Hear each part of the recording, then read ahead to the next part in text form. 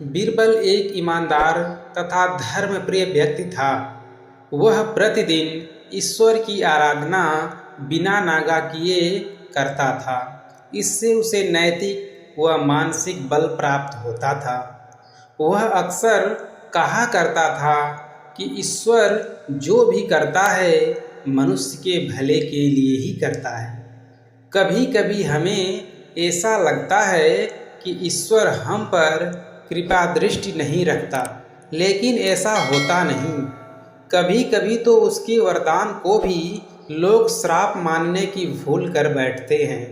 वह हमको थोड़ी पीड़ा इसलिए देता है ताकि बड़ी पीड़ा से बच सके। एक दरबारी को बीरबल की ऐसी बातें पसंद न आती थीं।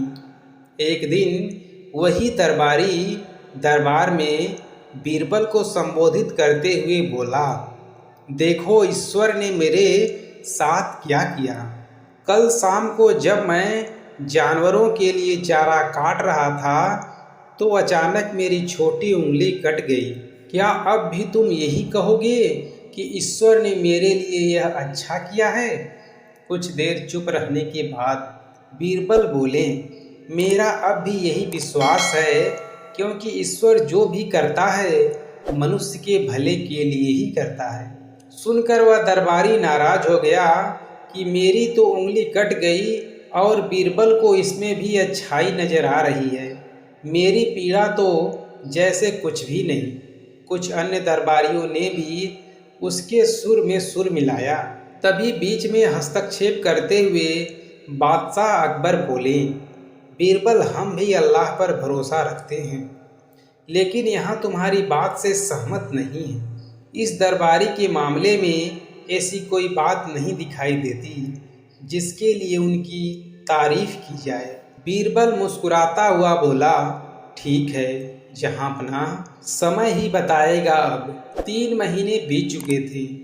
वह दरबारी जिसकी उंगली कट गई थी घने जंगल में शिकार खेलने के लिए निकला हुआ था। एक हिरण का पीछा करते वह भटक कर आदिवासियों के हाथों में जा पड़ा।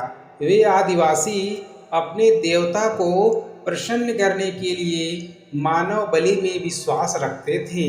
अतः वे उस दरबारी को पकड़कर मंदिर में ले गए बलि चढ़ाने के लिए। लेकिन जब पुजारी ने उसके शरीर का निरीक्षण किया तो हाथ की एक उंगली कम पाई।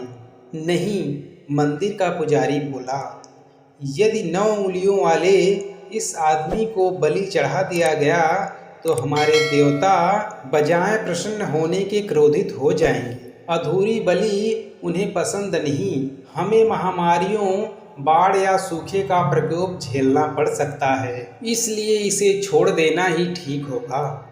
और उस दरबारी को मुक्त कर दिया गया। अगले दिन वह दरबारी दरबार में बीरबल के पास आकर रोने लगा।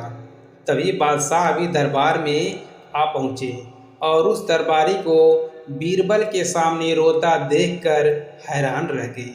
तुम्हें क्या हुआ, रो क्यों रहे हो? अकबर ने सवाल किया। जहाँपनाह, जवाब में उस दरबारी ने अपनी आप बीती विस्तार से सुनाई।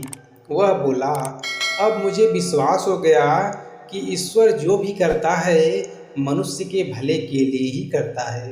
यदि मेरी उंगली न कटी होती तो निश्चित ही आदिवासी मेरी बलि चढ़ा देते। इसलिए मैं रो रहा हूँ, लेकिन ये आंसू खुशी के हैं। मैं खुश हूँ क्योंकि मैं जिंदा हूँ। बीरबल के ईश्वर पर विश्वास को संदेह की दृष्टि से देखना मेरी भूल थी। अकबर ने मंद मंद मुस्कुराते हुए दरबारियों की ओर देखा जो सिर झुकाकर चुपचाप खड़े थे।